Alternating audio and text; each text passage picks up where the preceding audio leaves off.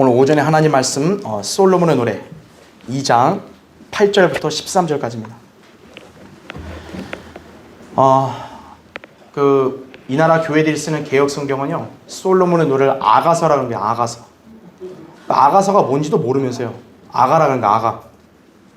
그거는요, 중국식 표기를 그대로 갖다 붙인 거예요. 이 성경은요, 아가서가 아니에요. 솔로몬의 노래예요. 거기 1장 1절에 나온 그대로 노래들 중에 노래예요. 솔로몬의 노래라 이거죠. 그러니까 1절에서도 이 책의 그런 제목이 뭔지를 밝혀주잖아요. 우리 한글 킹제임스 성경만 정확하게 표기를 한 거예요. 솔로몬의 노래라고. 다른 성경들은 이거 아가서라는 거예요. 아가서. 그게 뭔지도 모르면서, 그렇죠? 그러니까 여러분도 우리 성령들이 믿는 이 교회 믿음 생활하면서 우리가 이 성경을 들고 믿음 생활할 때 여러분도 일반 교회에서 했던 그런 용어들은 주의해야 되는 거예요. 그건 성경적이지 않아요. 여기는 솔로몬의 노래가 맞는 거예요. 자, 솔로몬의 노래 2장 거기 8절부터 제가 13절까지를 받들어 읽겠습니다. 내 사랑하는 이의 목소리로다. 보라, 그가 산들 위로 뛰며 작은 산들 위로 가볍게 뛰며 오는도다. 나의 사랑하는 이는 노루나 어린 사슴 같나니 보라, 그가 우리의 벽 뒤에 서서 창문으로 들여다보며 창살을 통해 몸을 내보이는도다. 나의 사랑하는 이가 내게 일러 말하기를 나의 사랑 나의 어여쁜 자야, 일어나 떠나자. 보라, 겨울도 지나고 비도 그쳐 사라졌으며 땅에는 꽃들이 피고 새들이 노래하는 때가 왔도다. 산비둘기의 소리가 우리의 땅에서 들리는도다. 무화과 나무는 푸른 무화과들을 내고 포도농쿨은 부드러운 포도로 좋은 향기를 내는도다. 나의 사랑 나의 어여쁜 자야, 일어나 떠나자 하였도다. 이렇게 말씀하죠. 좀 약간 시적인 표현이라 좀 어렵게 느껴지죠. 네. 이건요, 예언적으로 휴거를 말하는 거예요. 네. 오늘 여러분들이 이것을 성경적 교리도 다시 한번 배우고, 여러분이 우리 그리스도인 교회가 신랑신 예수 그리스도를 어떤 자세로 기다리며 또 그분을 사모해야 될지를 다시 한번 이게 숙고하시길 바랍니다. 자, 말씀을 위해 잠깐 기도하겠습니다. 위대하시고 전능하신 아버지 하나님, 주님께서 오늘도 이렇게 아름다운 주의 첫날을 맞이하게 해주시고 우리 신실한 성도들을 불러주셔서 함께 영과 진리로 경배드릴 수 있도록 특권을 주시니 감사드립니다. 세상은 지금 굉장히 흉흉하고 또 전쟁에 대한 어떤 불안과 공포가 가중되고 또 역병은 계속 기세가 꺾일 줄 모른 채 확산되고 있습니다. 정말 인간이 이 땅을 살아간다는 것이 이토록 힘들까라는 그런 회의감이 들 정도로 세상은 지금 갈수록 어려워지고 있습니다. 하지만 우리 그리스도인들은 복된 소망이 있습니다. 우리는 이 땅에서의 삶이 끝이 아닙니다. 우리는 이 땅을 잠시 거쳐가는 것이고 이제 곧 우리의 신랑이신 주님이 오시면 우리는 모두 들림받을 것입니다. 여기 모인 회중들 가운데 한 사람도 이 땅에 남는 사람이 없게 해주시고 모두가 구원의 확신을 정확히 갖고 주님이 오실 때 자신의 이름이 주님이 자신의 이름을 부르면 즉시 반응하여 이렇게 올라가는 우리 모두가 될 수 있도록 인도해 주십시오. 그때까지 우리는 주님을 오심을 사모하면서 이 땅에서 믿음을 지키고 거룩함과 성결을 꾸준히 유지하여 주님 앞에 사랑받고 인정받는 그러한 자녀들이 되기를 간절히 원합니다. 이 시간도 부족한 종이 말씀을 들고 강단에 섭니다. 성령 하나님께서 제 안에 충만해 주시고 이 어리석고 우둔한 자의 지각을 열어주시고 또 지혜와 능력을 주셔서 오늘도 주님이 저에게 넣어주신 말씀을 담대하고 능숙하게 선포할 수 있도록 도와주시옵소서. 우리 성도들을 이 시간 집중하게 해주시고 이 강단에 선포되는 말씀을 허투루 듣지 말고 귀를 열고 마음문을 열어 하나님의 말씀임을 그대로 믿고 받아들일 수 있게 해주십시오. 성도들의 마음과 영의 상태가 변화되고 한층 더 굳건하게 서는 귀한 계기가 되게 해주십시오. 악한 마귀가 어떤 형태로든 이 시간을 틈타거나 방해하지 못하게 막아주시고 우리 모두가 말씀으로 온전히 굳건하게 서는 그런 시간 되게 해주십시오. 다시 오셔서 저희를 데려가 주실 주 예수 그리스도 이름으로 기도드립니다. 아멘. 간절한 기다림 이런 제목으로 오늘 말씀을 전하겠습니다. 만약에 부제를 좀 단다면 휴거에 관해서 정확히 알라 이거예요. 예. 솔로몬의 노래는 표면적으로 솔로몬과 술렘 여인의 아름다운 사랑을 여러 노래들로 표현한 책입니다.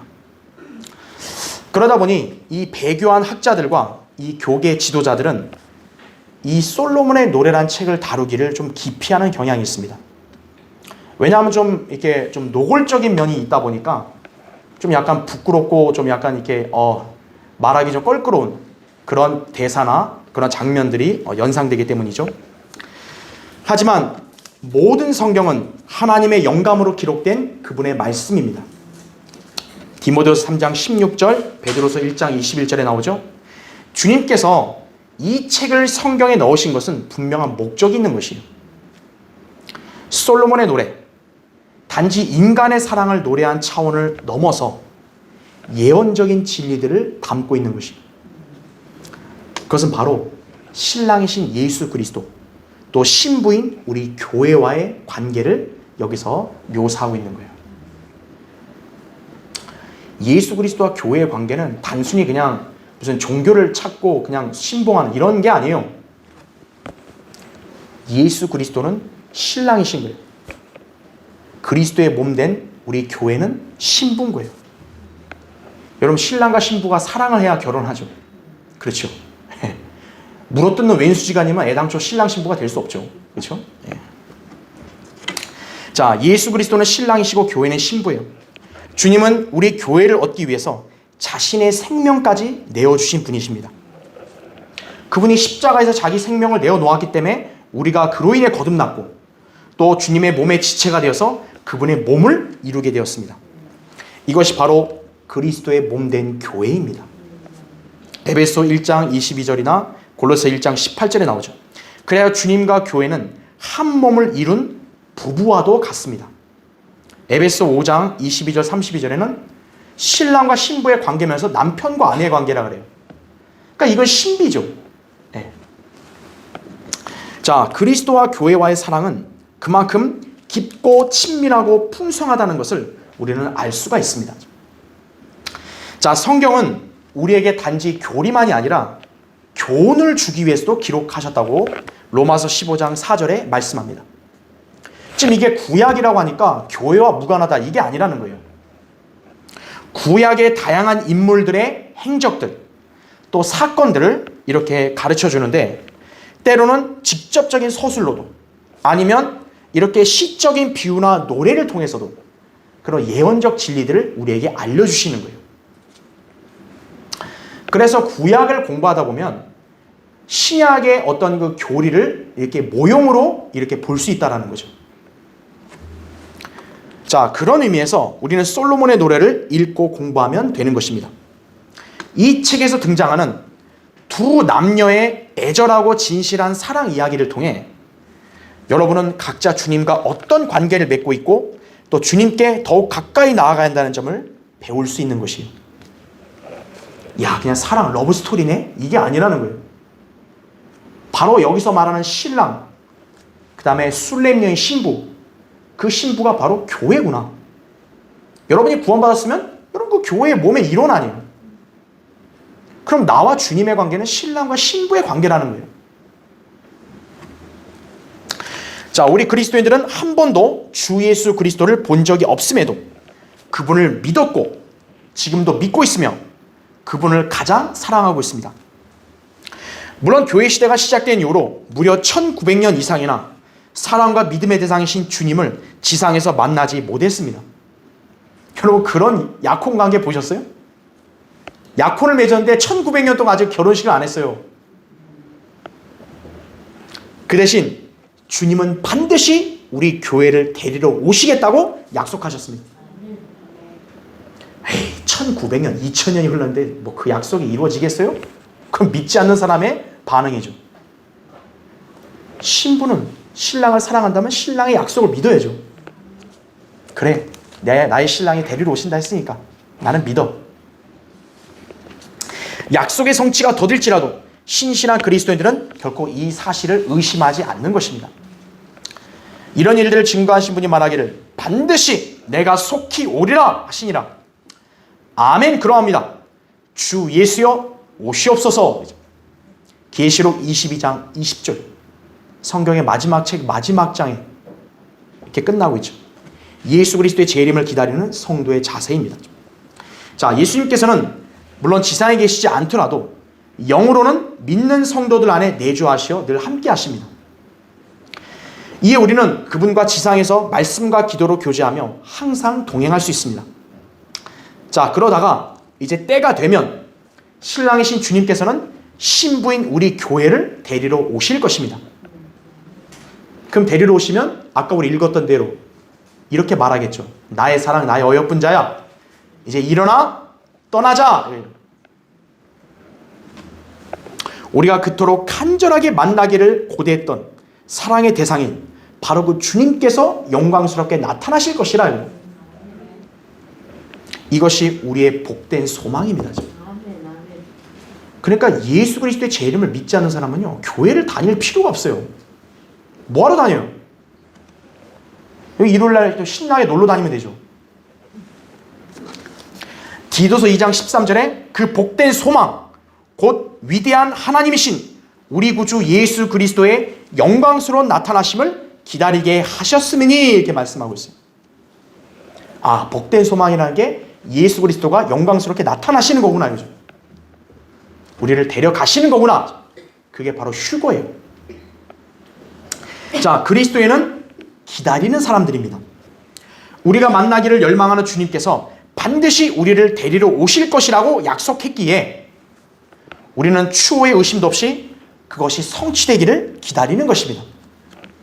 주님을 진정 사랑하는 성도의 자세입니다. 자, 이것을 신랑이신 그리스도와 이 신부인 교회와의 어떤 사랑을 묘사하는 이 솔로몬의 노래, 이 책에서 바로 이 휴거에 관한 진리도 알려주는 거예요, 우리에게. 신랑이 딱 모습을 신부에게 보이고 나의 사랑, 나의 예쁜 자 일어나 떠나자 이거예요. 우리를 데리고 가시는 거예요. 오늘 본문에서 우리 그거를 지금 보고 있는 것이, 오늘 본문은 교회의 휴거를 강력하게 예표하는 말씀입니다. 본문에 등장하는 이 여인은 자신의 사랑하는 신랑의 음성을 듣고 이거예요. 신랑이 음성을 내는 거예요. 또 그에 의해 불러냄을 받는 것을 서술하고 있습니다. 그토록 사모하던 이의 목소리를 듣는 신부는 얼마나 기쁘고 설레겠습니까? 또한 자신의 사랑하는 여인을 데리러는 신랑의 모습이 얼마나 경쾌한지, 그렇죠? 여러분도 아셔야 돼요. 신랑이신 주님이 우리 신부를 맞이하기를 그토록 고대하는 거예요.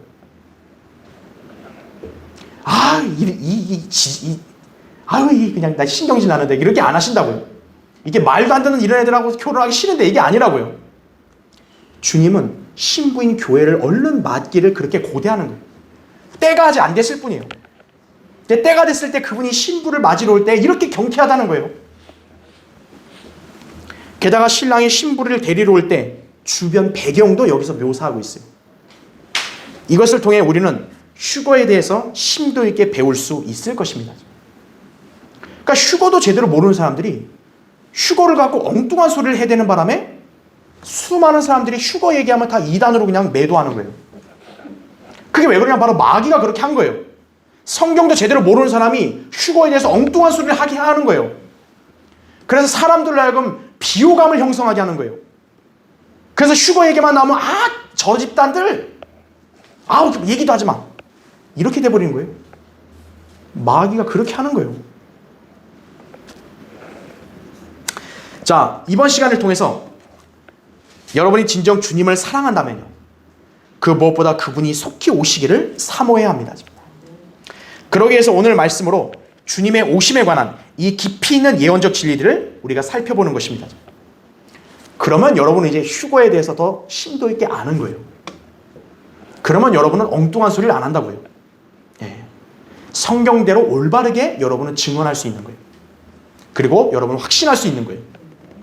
주님을 그러면 더욱 간절하게 만나고 싶다는 열망으로 그분을 기다리는 그런 성도로 살 수 있는 것이다 이거죠. 여러분이 희미하게 알면은 확신이 안 서니까 그걸 고대를 못하죠. 근데 여러분이 아주 확실하게 알면 어때요? 그거에 대해서는 더 여러분이 자신감이 있는 거죠. 그리고 그 소망을 더 고대할 수 있는 거죠. 그렇죠. 자, 오늘 그런 시간을 갖자고 저는 이 설교를 준비한 것입니다. 자, 그래서 오늘 설교의 주제는 당신은 신랑 되신 주님을 간절히 기다리는가 이거예요. 여러분이 진짜 기다리고 싶다면 이 휴거에 관해서 여기 예표적으로 알려준 진리들 더 공부하게 되면 여러분 더 확고해지니까 더 기다리게 되겠죠. 그렇죠. 자, 오늘 살펴보겠습니다. 첫 번째, 주님은 자신의 사랑하는 성도들에게만 나타나십니다. 오늘 거기 8절부터 9절을 보십시오. 내 사랑하는 이의 목소리로다. 보라, 그가 산들 위로 뛰며 작은 산들 위로 가볍게 뛰며 오는도다. 나의 사랑하는 이는 노루나 어린 사슴 같나니 보라, 그가 우리의 벽 뒤에 서서 창문으로 들여다보며 창살을 통해 몸을 내 보이는도다. 이렇게 말씀하죠. 성경에서 주 예수 그리스도의 재림은 크게 두 부분으로 이루어집니다. 먼저 첫째는 그리스도께서 교회의 머리로서 그분의 몸을 하늘의 본향으로 데려가기 위해 돌아오십니다. 이것이 휴거입니다. 둘째는 그리스도께서 정복하는 왕으로서 돌아오시는 지상 재림이에요. 그러니까 주님의 오심이 두 가지예요. 먼저 공중에 오셔서 교회를 데려가시는 거예요. 휴거죠. 그 다음에가 대환란 뒤에 이제 주님이 지상의 몸소 땅으로 내려오시는 거예요. 왕으로서 내려오시는 거죠. 그러니까 재림은 두 부분으로 이루어지는 거예요. 자, 이 두 오심의 차이는 휴거 때는 그분의 사랑하는 신부를 데리러 오시려고 공중에까지만 내려오시는 거예요.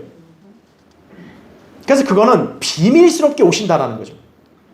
그래서 휴거에는 어떤 성격을 가지냐면 도둑같이 오신다는 말씀한 이유가 그거예요.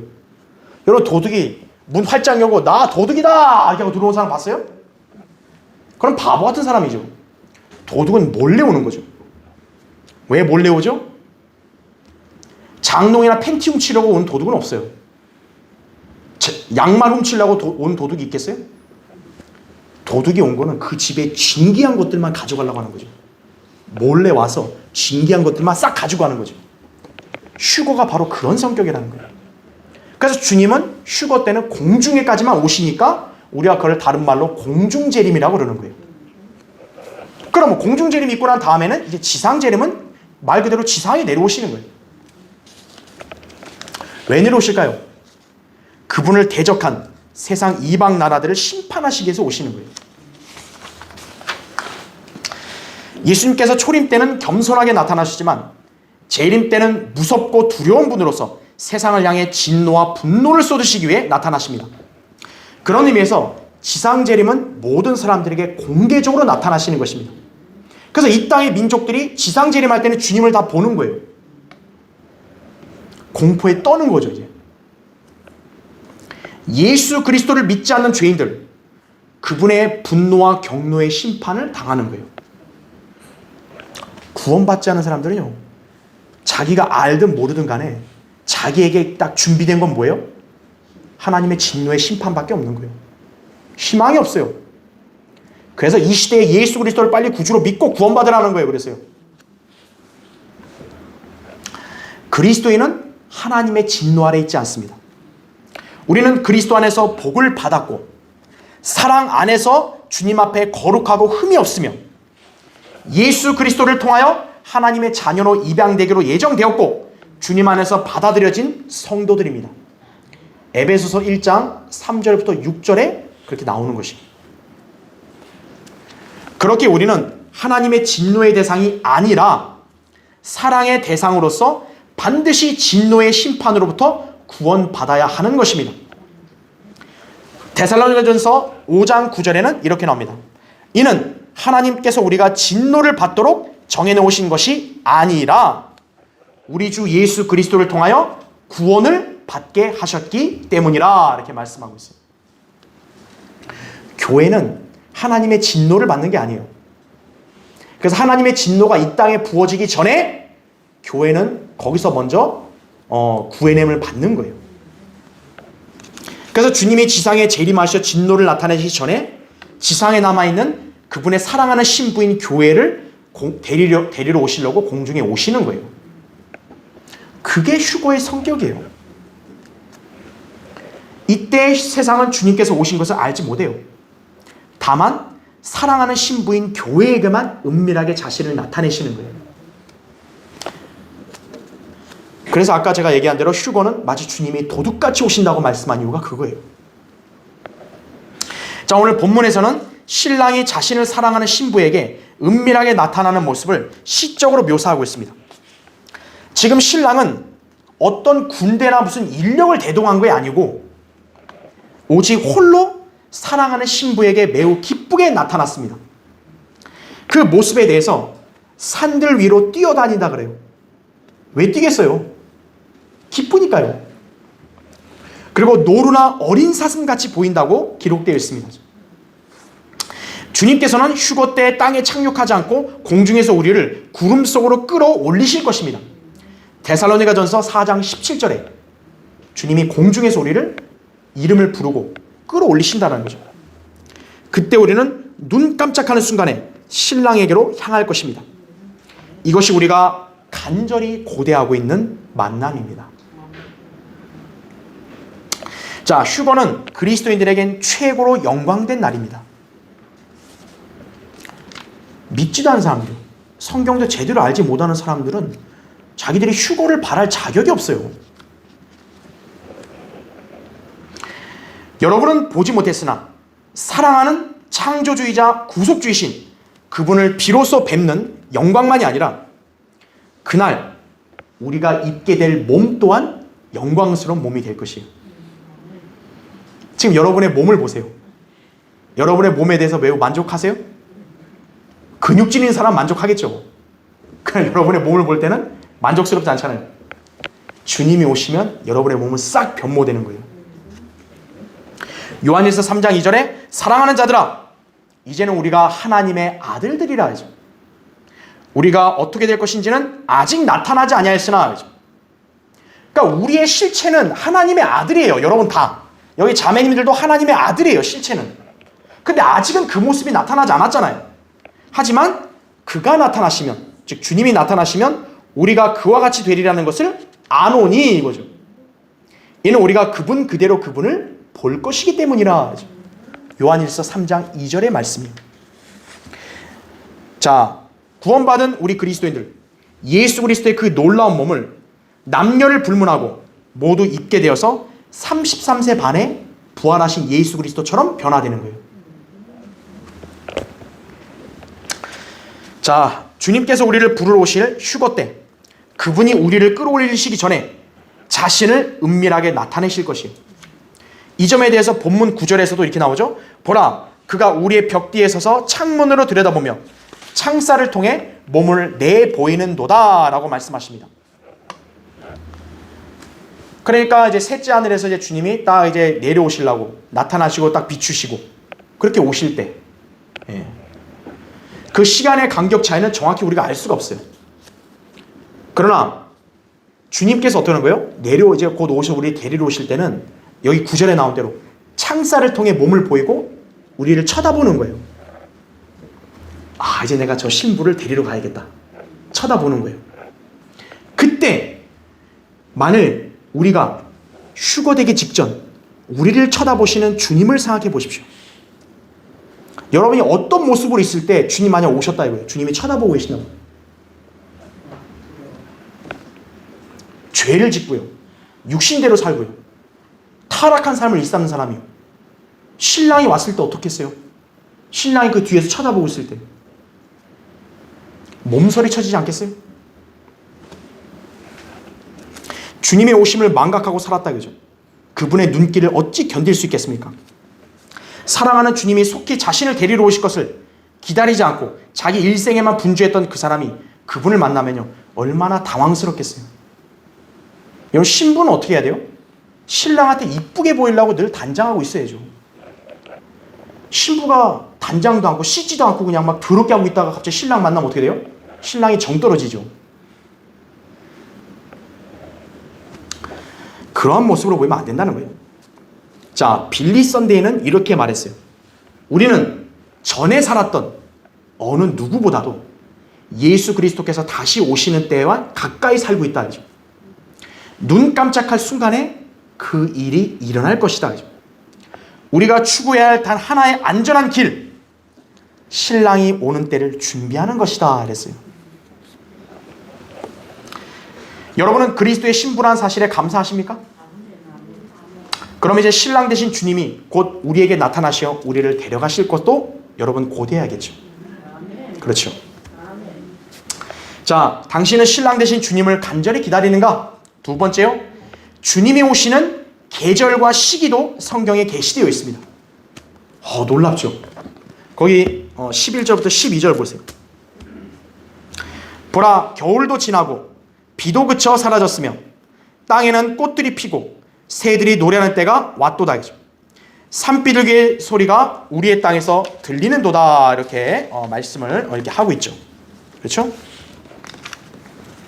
지금 주님이 신부를 데리러 오시는 그 시기, 계절이 지금 여기 나오는 거예요. 자, 예수님의 재림에 대한 정확한 시기는 알 수 없습니다. 그러니까 재림 갖고요, 사기치는 그 안식교도들 있잖아요. 그 여호와의 증인들이나 이런 사람들이요, 모두 사기꾼들이에요, 전부. 주님께서 지상에 재림하시면 이스라엘의 왕국을 회복하시는데, 제자들이 그 시기를 질문하자 주님께서는 그때나 시기는 아버지의 권한에 있다고 말씀하셨어요. 없는 게 아니에요. 있긴 있대. 그거는 너희들이 아는 게 아니고 아버지의 권한 안에 있다. 사도행전 1장 6절 7절에 말씀하신 거예요. 마찬가지로 교회의 휴거가 일어날 정확한 시기도 우리에게는 알려지지 않았고 단지 주님의 권한 아래 있을 뿐입니다. 따라서 그리스도인은 시한부 종말론자들처럼 자기 임의대로 성경을 풀어 재림의 날짜를 계산하지 않습니다. 성경의 예언을 유념하는 사람들이 어떤 시기는 가능성이 있다라고 고대할 수 있겠지만요, 자기가 날짜를 마음대로 정하는 거예요. 이때 오신다고. 뭐 얼마나 똑똑하길래 그걸 다 아나요? 그럼 그 계산하면 뭐 하려고 그러죠? 그 계산한 날짜 하루 전까지는 자기 멋대로 살다가 하루만 딱 하나님 잘 믿고 그럴 거예요? 기회주의적인 발상이죠. 우리는 항상 그분의 오심을 기다리는 거예요. 내일이든 모레든 한 달 뒤든 1년 뒤든 언제든 간에 우리는 항상 기다리는 거예요. 자, 주님의 오심을 간절히 기다리는 그리스도인들의 입장에서 순수한 의도로 그래도 주님의 오심이 대략 어느 시기인지를 알고 싶은 마음은 있다고요. 그렇죠. 자, 주님께서도 마음의 동기를 살피시기 때문에 그분을 사랑하는 성도들을 위해서 휴거의 배경에 대해서는 성경에 어느 정도 밝혀주셨습니다. 따라서 주님을 사랑하는 성도는 그분의 말씀을 늘 상고하며 지키기 때문에 그분의 오심에 대한 진리도 알 수 있는 거예요. 자, 오늘 본문은 신랑이신 예수님께서 신부인 교회를 데리러 오시기 위해 나타나는 휴거를 암시하고 있습니다. 자, 그래서 신랑이 오는 때를 묘사한 부분을 보면 어느 시기인지를 짐작은 할 수 있어요. 지금 여기 보면 바로 언제냐면 5월 말에서 6월 초예요. 즉 여름으로 들어가는, 왜냐하면 이제 우리나라 날짜를 기준으로 한 거예요. 여름으로 들어가는 늦은 봄이라는 것을 우리가 여기서 볼 수 있는 거예요. 자, 왜 그 근거가 있냐면 거기 11절 보세요. 보라, 겨울도 지나고 비도 그쳐 사라졌으며 라고 말합니다. 여러분, 겨울이 지났다 그랬죠? 겨울 지나면 바로 뭡니까? 봄이란 말이에요. 근데 여기도 보면 비도 그쳐 사라졌다 그래요. 여기서는 이른 비가 내리는 4월을 말하는 거예요. 그러니까 이른 비가 내리는 4월도 지났다라는 거죠. 그 다음에 거기 12절을 보세요. 땅에는 뭐가 핀다 그래요? 꽃들이 피고 라고 구절을 통해, 이 꽃들이 피려면 어떻게 해야 돼요? 봄이 만개해야겠죠. 시간이 5월임을 또 짐작할 수 있다고요. 그 다음에 13절을 보면 무화과 나무는 푸른 무화과들을 낸다라는 말씀합니다. 예수님께서는 무화과 나무의 비유를 배우라고 하면서요, 가지가 유연해지고 잎이 나오면 여름이 가까운 줄 알라고 이렇게 말씀하셨어요. 그러니까 여름 시기, 어떻게 보면 딱 이렇게 되기 직전이나 아니면 바로 직전 상황이겠죠. 직후 상황이겠죠. 따라서 이 모든 말씀을 종합해 볼 때 주님이 교회를 데리러 오시는 때는 늦은 봄이라는 걸 알 수 있는 거예요. 달력으로 좀 이렇게 어느 정도 간격을 좁혀본다면 5월 말에서 6월 초가 늦은 봄, 초여름이 시작되는 시기겠죠. 그때라는 걸 우리가 짐작해 볼 수 있어요. 자, 그러면 왜 이런 시기를 근거로 내세우냐? 유대인들에게 주신 주의 명절들과 대조해 보면 또 알아요. 그 명절들 중에서 오순절을 유념해 봐야 됩니다. 자, 오순절이 어떤 시기냐면, 어떤 명절이었냐면, 사도행전 2장에서 이제 오순절 때 성령이 강림을 하시죠. 그래서 그때 믿는 사람들이 성령 침례를 받았고, 사도행전 2장의 베드로의 설교로 3,000명이 구원받았죠. 그래서 그때 그리스도의 몸인 교회가 형성이 된 거예요. 그러니까 그리스도의 몸인 교회는 사도행전 2장의 성령 침례를 통해서 형성이 된 거예요. 그때가 언제냐면 오순절 때였어요. 사도행전 2장에서. 다시 말하면 신약교회는 오순절에 태동한 거예요. 자, 이러한 사실을 미뤄볼 때 주님이 오순절에 성령을 보내셨잖아요. 마찬가지로 오순절에 휴거와 동시에 교회에 관한 성령님의 사역도 끝날 가능성이 높다라는 거죠. 오순절에 교회가 시작했듯이 교회가 끝나는 것도 오순절 때라고 볼 수가 있다라는 거죠. 자, 그러면 오순절은 유대인의 달력으로는요, 셋째 달에 해당되거든요. 우리의 달력으로 볼 때 그게 역시 5월에서 6월 사이예요. 그래서 늦은 봄이라고 말한 이유가 그거예요. 우리는 무분별하게 얘기하는 게 아니에요. 성경의 여러 가지 근거들을 갖고 얘기하는 거죠. 그러다 보니 여기 솔로몬의 노래에서 신랑이 나타나는 시기도 역시 5월과 6월을 묘사하고 있잖아요. 그래서 우리가 성경적 근거들을 전제로 주님이 교회를 데리러 오시는 휴거가 늦은 봄, 5월과 6월이구나 라는 것을 대략은 짐작해 볼 수 있다는 거예요. 자, 혹시나 이 부분을 여러분이 받아들이기가 만약 어렵다면 예를 하나 더 들게요. 구약의 율법에서 오순절의 규례들을 보면요, 이 오순절이 교회를 예표하는 말씀들이 여러 군데가 발견돼요. 몇 가지 설명하면, 먼저 구약에서는 오순절을 77절이라고 불렀어요. 신명기 16장 10절 16절과 역대기하 8장 13절에 이는 무교절 기간 중에 있는 안식일 다음날, 즉 초실절 이후에 7 안식일을 지난 다음날, 즉 7째 안식일 이튿날이 50일이 되는 그날에 지키는 것이기 때문이다 라는 거죠. 자, 이렇게 말하니까 좀 이해하기 어렵죠? 쉽게 말하면 예수 그리스도가 부활하신 것을 기념하는 게 초실절이에요. 그 부활한 때로부터 이제 50일 지난 그게 오순절이다라는 거죠. 예. 그러니까 7번 안식일, 예수님 부활한 다음에 7번 안식일이면 일주일이 7번 지나야 될 거 아니에요. 77에 49, 그 다음 날이란 말이에요. 49 다음 날이니까 50일이죠. 그래서 오순절이란 말이 나온 거죠. 그러니까 오순절은 안식 후 첫날, 주님이 부활하신 주의 첫날에 해당되는 거예요. 예. 유대인의 안식일은 토요일 아니에요. 토요일 안식일 다음 날이 우리 일요일이란 말이죠. 그러니까 오순절이 있는 요일도 일요일, 주의 첫날이에요. 교회가 주의 첫날에 모이잖아요. 우리가 모이는 건 예수 그리스도의 부활을 찬양하고 경배드리려고 모이잖아요. 그래서 오순절이란 절기가 교회와 연관되어 있다는 거예요. 그래서 우리 신약교회가 이때 예배드리고 교제도 하고 헌금도 하는 거죠. 두 번째, 자, 이 오순절은 미래 수확을, 첫 수확을 얻는 시기이기 때문에 주께 새로운 음식 제사를 드렸어요. 레위기 23장 16, 17절에 보면 그때 음식 제사를 드릴 때 어떤 걸 드리냐면 누룩을 넣은 빵 2덩어리를 드려요. 여러분, 왜 빵 2덩어리일까요? 교회는 누구와 누구로 구성되어 있는 거예요? 구원받은 유대인과 이방인으로 구성되어 있기 때문이에요. 그래서 빵 두 덩어리는 유대인과 이방인을 상징하는 거예요. 그 유대인과 이방인이 교회로 하나가 됐다는 걸 보여주는 거예요. 오순절 때. 그래서 누룩을 넣은 빵 2덩어리를 제사를 지내라고 말한 이유가 그거예요. 자, 교회도 어때요? 에베소 2장 14절을 보면 예수 그리스도의 피로 인해서 유대인과 이방인 사이의 벽이 허물어졌다고 말하고 있어요. 구약에서는 유대인과 이방인은 철저히 구분돼요. 유대인의 입장에서는 이방인은 개예요, 개 그냥. 그러니까 개다 보니까 전혀 이거를 유대인과 교화가 안 되는 거예요. 그러니까 유대인과 이방인이 하나가 된다는 것은 교회, 그리스도의 십자가 보혈 때문에 하나가 된 거죠. 그렇죠? 또 빵에 누룩을 넣으라 그랬단 말이에요. 누룩은 죄를 상징하죠. 그럼 뭐겠어요? 교회 안에도 죄나 누룩이 들어올 수 있다는 거죠. 네. 자, 이제 그런 것들을 우리에게 알려주고 있습니다. 자, 그래서 오순절 때 주님이 오실 확률이 높다라는 거예요. 자, 물론 주님의 계획은 이러한 틀에 굳이 매이지 않을 수 있어요. 물론 주님이 결정하시는 거니까, 그렇죠? 자, 그렇게 보면 주님의 재림, 우리 휴거가 제가 말한 그 달에 한두 달 앞당길 수도 있고요.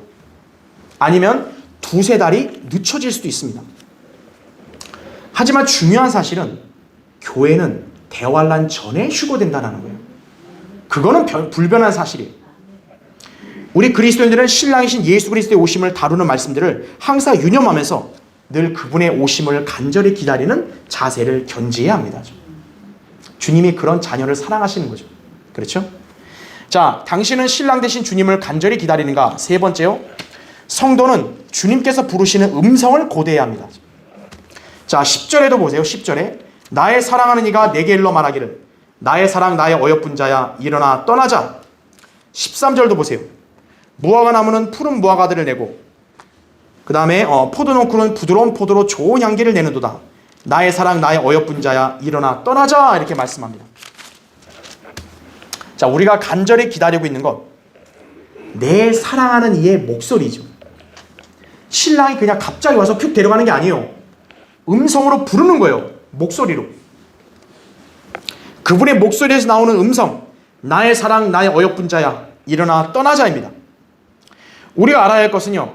그리스도인이 비록 성경에 게시된 재림과 대환란의 예언들을 공부하는 것은 맞지만 진정 기다리는 것은 주님의 재림이에요. 오심, 휴거예요. 우리가 대환란과 이 왕국에 대한 예언을 공부하는 것은 그 이전에 우리 휴거가 있기 때문에 그 예언을 공부하면서 우리가 휴거도 가까워지니까 우리가 공부하는 거지 우리는 대환란 적그리스도를 기다리는 사람들이 아니에요. 우리는 교회가 휴거되는 걸 기다리는 사람들이죠. 자, 그리스도인은 시대의 표적을 찾는 것이 아니라 소리를 들으려고 귀를 기울이고 있어야 합니다. 그 소리는 바로 호령과 천사장의 음성과 하나님의 나팔 소리예요. 데살로니가전서 4장 16절에 나오죠. 주님께서는 성도들 개개인을 알고 계시는 거예요. 요한복음 10장에 보면 목자와 양들의 비유가 있잖아요. 목자는 양들을 다 알아요. 여러분이 구원받은 성도면요, 주님은 여러분을 다 아는 거예요, 개개인을. 그래서 요한복음 10장 3절에 보면 목자가 양들의 이름을 부른다 그랬어요.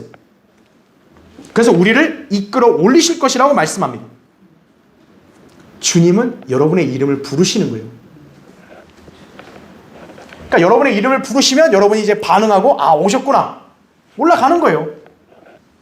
근데 구원받지 않은 사람은 뭐예요?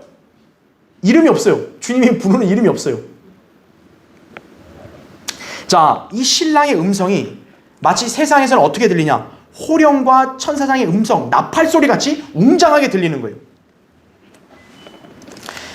신랑이신 주님께서 신부인 교회의 각 구성원들의 이름을 부르신 다음에요. 하신 말씀, 바로 이리 올라오라 이거예요. 땅에 있는 우리를 하늘로 데려가시려는 주님의 외침이신. 여기는 일어나 떠나자 그랬잖아요. 왜요? 우리가 땅에 있으니까. 일어나 떠나자. 신약에서는 이리 올라오라예요. 우린 이것을 계시록 4장에서 사도 요한을 불러 올리시는 장면에서 볼 수 있습니다. 그 예수님의 제자 중에 하나 사도 요한은 신약교회의 예표예요. 그가 주님께 이끌려 올라가는 말씀은 곧 교회의 휴거를 예표한 것입니다. 계시록 4장 1절에도 2일 후에 내가 쳐다보니 보라 하늘에 한 문이 열려 있는데 그랬어요. 자, 우리 아까 읽을 때 신랑이 어때요? 창을 열고 창살을 통해 몸을 내보인다 그랬잖아요. 하늘에 바로 창문이 있는 거예요. 그 문을 여는 거죠. 문을 왜 열겠어요? 데려오려고요. 내가 들은 첫 음성은 나팔 소리 같았으며 내게 말하여 이르기를 이리 올라오라. 내가 이후에 마땅히 일어날 할 일들을 내게 보여주리라. 이거예요. 이리 올라오라. 이거죠. 자, 그럼 이렇게 종합해보면 어떻게 했어요? 주님이 이제 딱 공중에 오시면 여러분 개개인 이름을 부르는 거예요. 아마무게야, 아마무게야, 이리 올라오라. 이거예요. 그럼 구원받은 양은 그걸 알아듣는 거예요. 아, 나를 부르시는구나. 가는 거죠. 전 세계 구원받은 사람들 동시에 다 휴거되는 거예요. 그때 옆에 혹시 가면 서로 인사하는 거예요. 안녕 성도 이렇게 했죠. 여러분 옆에 같이 끌려 올라가면서 같이 인사하는 거예요. 모른 체 하지 마시고, 그죠?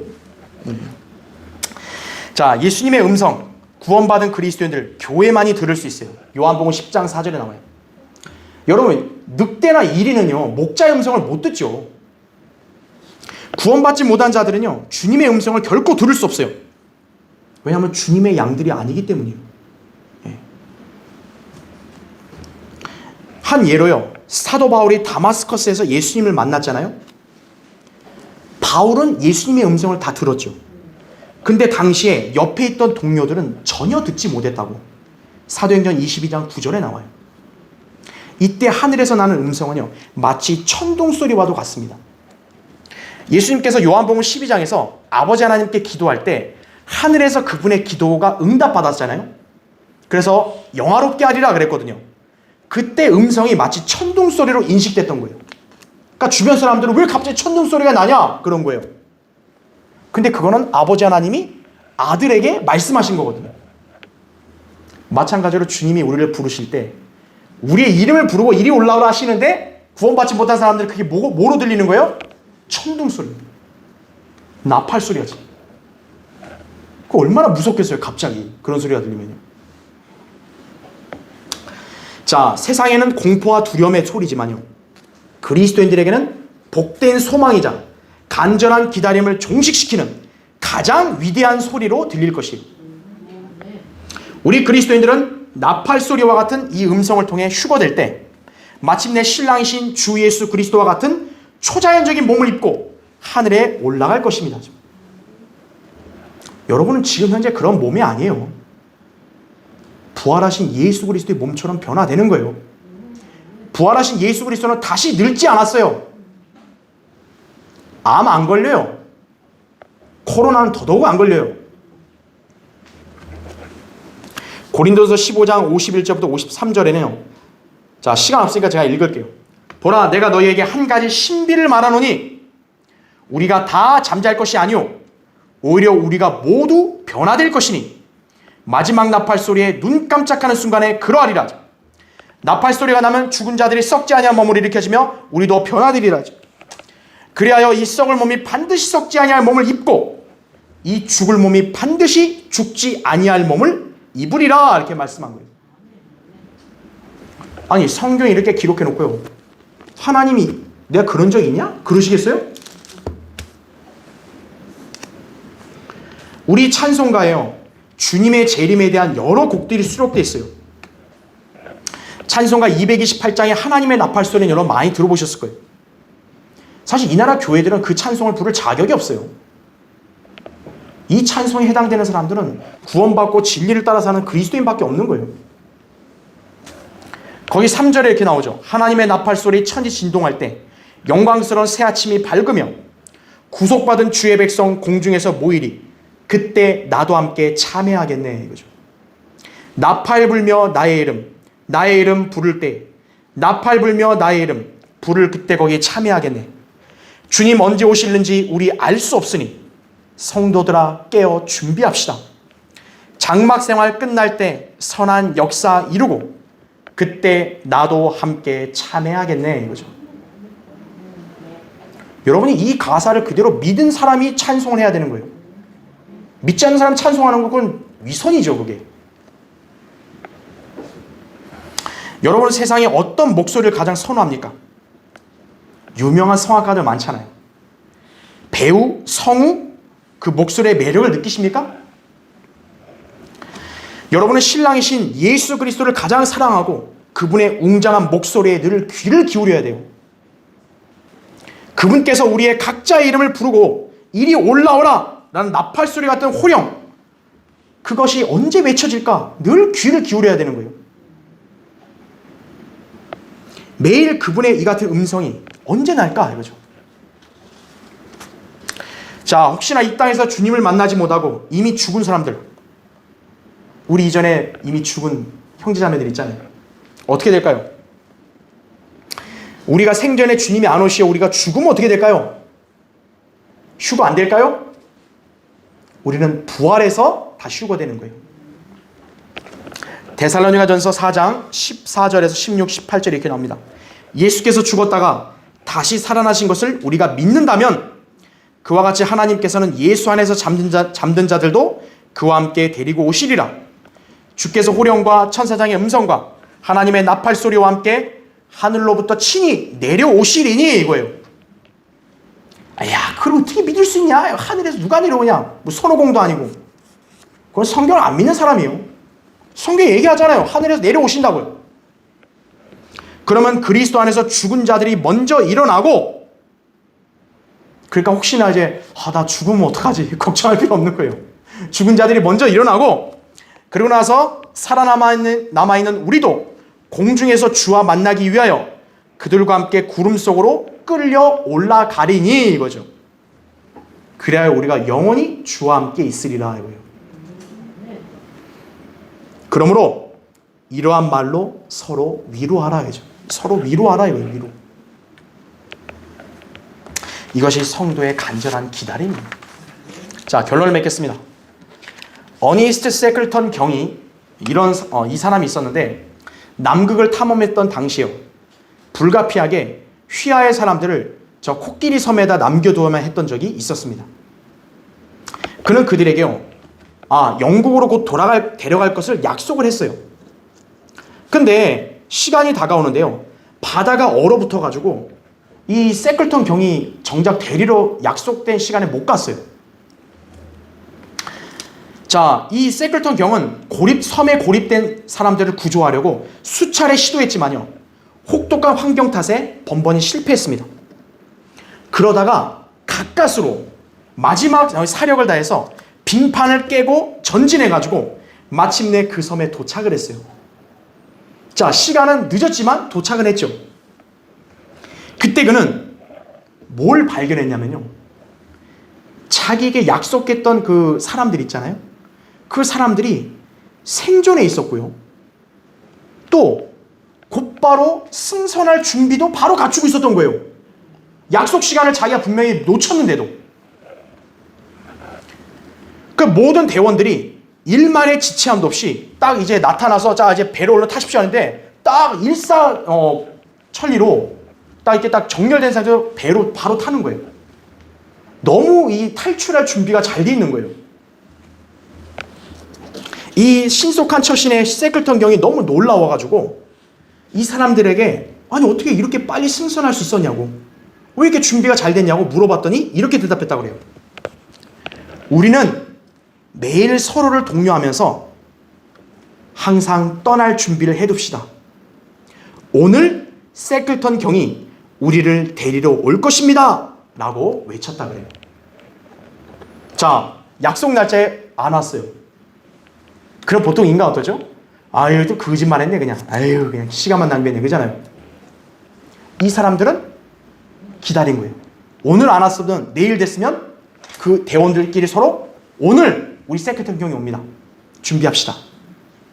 오늘 또 안 와요. 그럼 내일 되면 어때요? 오늘 우리 세클턴 경이 올 수 있습니다. 준비합시다. 그러니까 막상 왔을 때 너무 이렇게 신속하게 잘 이렇게 탈출하게 된 거예요. 자, 나의 사랑, 나의 어여쁜 자야, 일어나 떠나자 라는 주님의 음성이 들리면서 그분이 나타나셨을 때요, 여러분은 어떤 자세와 반응을 보이실 것 같습니까? 한번 여러분 자신이 생을 한번 돌아보세요. 주님이 오셨다 이거예요. 그럼 여러분은 딱 이 준비된 사람이라면 아무 그런 당황함이나 무슨 뭐 이렇게 놀람 없이 기쁜 마음으로 가겠죠. 기다리고 있었습니다. 근데 성경대로 제대로 살지 않고 하나님 잘 믿지 않은 사람은 어떻게 돼요? 이게 이 세상 잘 살다가 갑자기 누구예요? 그런 거죠. 지금 왔어요, 주님? 이러는 거예요. 그럼 안 되죠. 아니, 손님을 초대해 놓고요.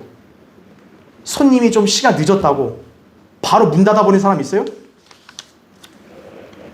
손님과 주인 관계도 안 그런데 하물며 신랑과 신부의 관계가 그러면 안 되죠.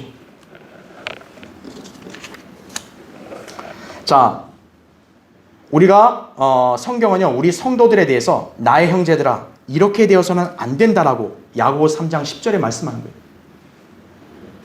주님이 오시는데 당황해하는 여러분의 모습을 보이면 안 된다라는 거예요. 우리가 성경의 말씀들을 믿는다면 그분의 오심을 간절히 기다리지 않을 이유가 없는 것입니다.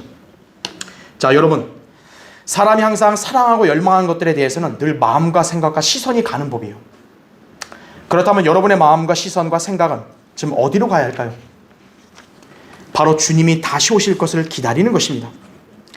예수 그리스도의 재림을 믿지 않는 사람은 그리스도인 아니에요. 자, 우리는 주님이 다시 오실 때 언제든 떠날 준비를 하는 성도로서 살아야 합니다. 오늘 여러분이 이 말씀을 통해 주님께서 그분의 신부인 우리들을 얼마나 사랑하시고 오직 우리만을 데려오시기 위해서 이렇게 나타나시는 모습, 그리고 그분의 웅장하고 화려한 음성 고대해야 합니다. 그런 성도는 주님께서 성경적 근거에 따라 오시는 때를 항상 예의주시하는 것이에요. 근거 없는 잘못된 얘기 안 해요. 잘못된 소문에 흔들리지 않아요. 성경적 교리인 휴거를 올바로 배운 성도들, 믿고 확신한 성도들은 견고하게 주님의 오심을 사모하는 거예요. 여러분이 이 시간을 계기로 그런 삶을 삶으로써 여러분은 진정한 성경대로 믿는 그리스도인이 되셔야 돼요. 그게 성경대로 믿는 그리스도인이에요. 아시겠죠? 자, 기도하겠습니다.